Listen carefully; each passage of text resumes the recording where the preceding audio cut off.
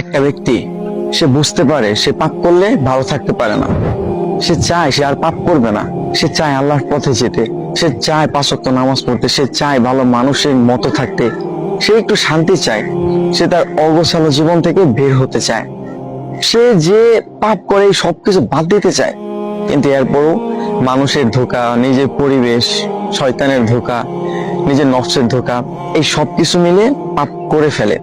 জানেন, এরকম অনেক ব্যক্তি আছে যারা এই অবস্থার মধ্যে আছে যে সে পাপ করতে চায় না, সে পাপের মধ্যে যেতে চায় না, কিন্তু এরপরও নফসের ধোঁকা, শয়তানের ধোঁকা, আজে বাজে মানুষদের সাথে মিশে বিভিন্ন ধোঁকায় পড়া, এই সবকিছুর কারণে সে পাপ করে ফেলে, সে ভুল করে ফেলে। কিন্তু একটা মানুষ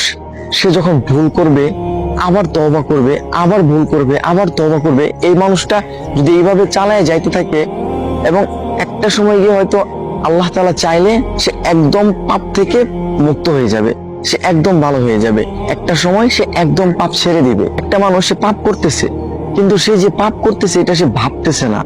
এটা ভুলটাকে সে ভুল মনে করতেছে না, পাপটাকে সে পাপ মনে করতেছে না। সে একটা খারাপ কাজ করতেছে, সে পাপ করতেছে, তার কাছে মনে হচ্ছে না যে এটা ভুল, এটা খারাপ, এটা পাপ, আল্লাহ তাআলা এটা অপছন্দ করেন, আল্লাহ তাআলা এটা থেকে দূরে থাকতে বলছে। এই মানুষটা যদি পাপ করার সাথে সাথে এইরকম চিন্তা করে আর মাফ না চায়, তাহলে এই মানুষটাই মূলত পাপের কারণে ধ্বংস হয়। এই ধরনের মানুষ, হ্যাঁ, এই ধরনের মানুষের মূলত পাপের কারণে ধ্বংস হয়। কিন্তু যেই মানুষগুলা পাপ করে আবার আল্লাহ তাআলার কাছে মাফ চায়, সে পাপের জন্য তওবা করে, সে আল্লাহ তাআলার দিকে ফিরে যেতে চায়, এই ধরনের মানুষ ইনশাআল্লাহ একটা সময় গিয়ে সে ধীরে ধীরে ধীরে ধীরে যখন পাপ করে আবার আল্লাহ তাআলার কাছে মাফ চায়, তখন এই যে তার এইভাবে চলতে থাকে, তখন না সে একটা সময় গিয়ে বুঝতে পারে যে আসলে পাপ করার যে খারাপ প্রতিক্রিয়াগুলো আছে সেইগুলা কি। প্রত্যেকটা পাপ আর প্রত্যেকটা খারাপ কাজের বাজে একটা প্রভাব আপনার জীবনের উপর পড়বেই পড়বে। সুতরাং আপনি পাপ করতেছেন, আপনি ভুল করতেছেন, আপনি ভালো হতে চাচ্ছেন, এইটা একটা ভালো অভ্যাস যে